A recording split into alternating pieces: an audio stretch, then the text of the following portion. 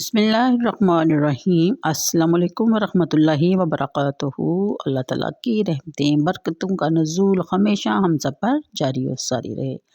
پارہ نمبر 28 سورہ الممتحنہ کی آیت نمبر 1 سے ہم شروع کریں گے۔ کل کی ویڈیو میں اس کا تعارف ہو چکا جو کہ بڑا دلچسپ اور مؤثر تھا۔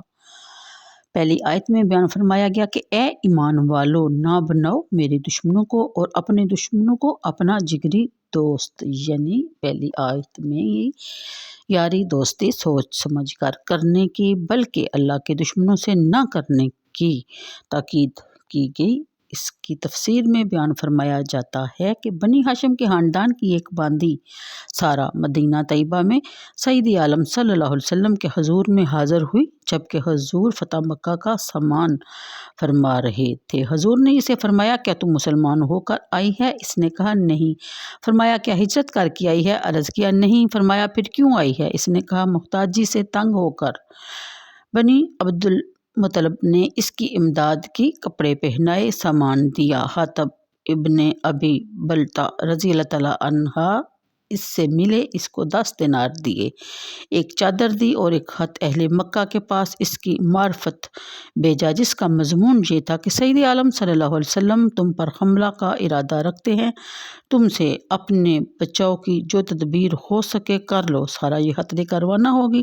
اللہ تعالیٰ نے اپنے حبیب کو اس کی خبر دی۔ حضور صلی اللہ علیہ وسلم نے اپنے چند اصحاب کو جن میں حضرت علی مرتضیٰ رضی اللہ تعالیٰ عنہ بھی تھے گھوڑوں پر روانہ کیا اور فرمایا مقام میں روزہ خاک پر تمہیں ایک مسافر عورت ملے گی، اس کے پاس حاتب ابن ابی بلتع کا خط ہے جو اہل مکہ کے نام لکھا گیا ہے، وہ خط اس سے لے لو اور اس کو چھوڑ دو، اگر انکار کرے تو اس کی گردن مار دو۔ یہ حضرات روانہ ہوئے اور عورت کو ٹھیک اسی مقام پر پایا جہاں حضور صلی اللہ علیہ وآلہ وسلم نے فرمایا تھا۔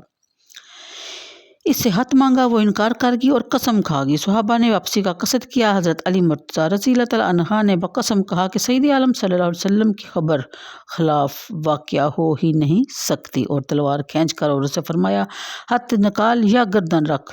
جب اس نے دیکھا کہ حضرت بالکل آمادہ قتل ہیں تو اپنے جوڑے میں سے ہاتھ نکالا۔ حضور صلی اللہ علیہ وسلم نے حضرت حاتب رضی اللہ تعالیٰ عنہ کو بلا کر فرمایا کہ اے حاتب، اس کا کیا باعث ہے؟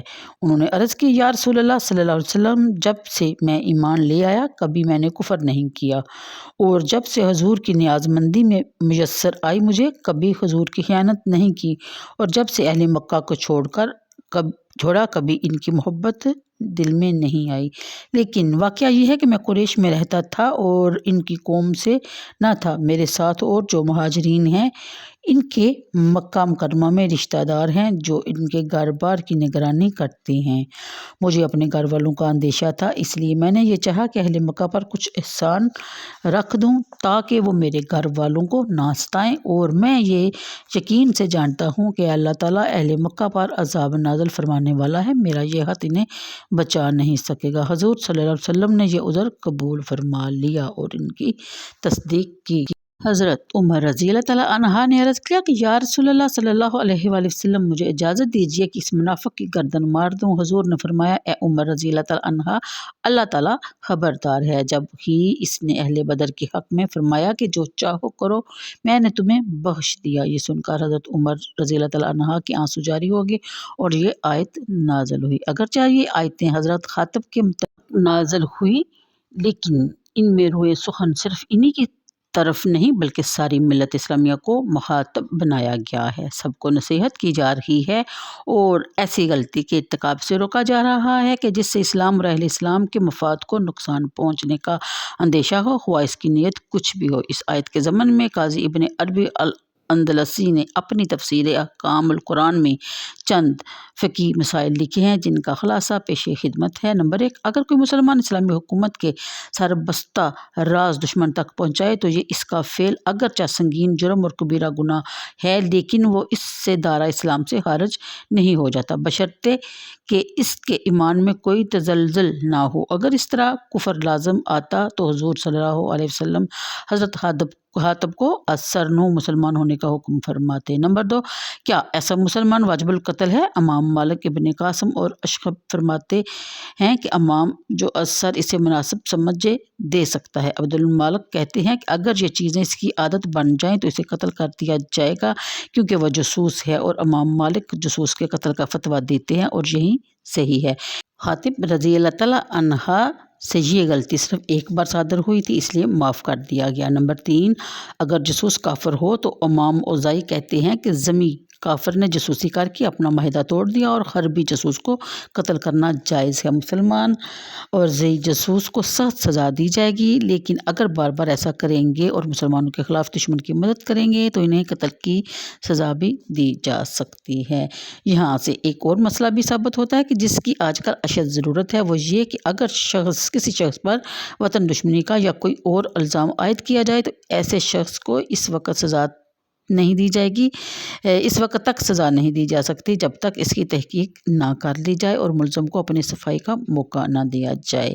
محض الزام اور شک پر کسی کو سزا دینا اسلامی قانون میں ہرگز جائز نہیں۔ جب حضرت خاطب کو ہاتھ ان کا پکڑا گیا تو انہیں صفائی پیش کرنے کا موقع دیا گیا اور ان کے اس بیان کو بھی، جس کی تائید دیگر قرآنی شواہد سے ہو رہی ہے، تسلیم کر لیا گیا۔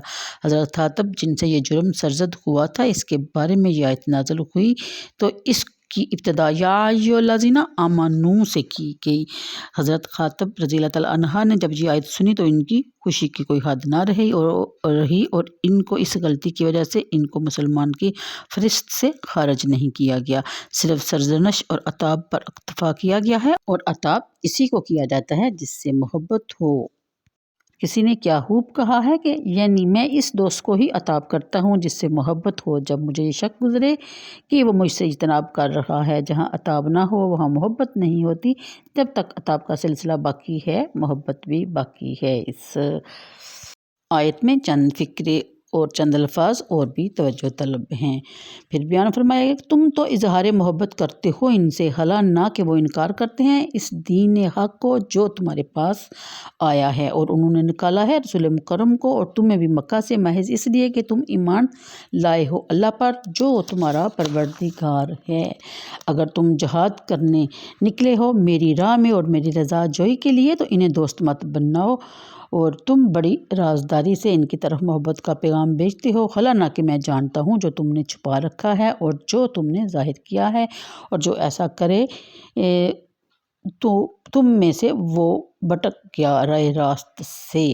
یعنی اس آیت کا خلاصہ یوں بیان کیا جا سکتا ہے کہ اے ایمان والو، جو لوگ میرے دین کے دشمن ہیں اور جو لوگ تمہارے بھی بدخواہ ہیں، ان کو اپنا دوست مت بناؤ۔ تم ان سے اپنی محبت کا اظہار کرتے ہو حالانہ کہ وہ اس دین حق کا انکار کرتے ہیں جو تمہارے پاس اللہ کا رسول صلی اللہ علیہ وسلم لے کر آئے ہیں، اور ان کی عداوت کی اس سے بڑی روشن دلیل تمہیں اور کیا چاہیے کہ انہوں نے اللہ کے محبوب رسول کریم صلی اللہ علیہ وسلم کو بھی مکہ چھوڑنے پر مجبور کر دیا اور تمہیں بھی جلا وطن کر دیا۔ تم نے ان کا کوئی قصور نہیں کیا تھا، تم نے ان پر کوئی زیادتی نہیں کی تھی۔ ان کی نظروں میں تمہارا اللہ پر ایمان لانا ایک ایسا گناہ ہے جو قابل عفو نہیں۔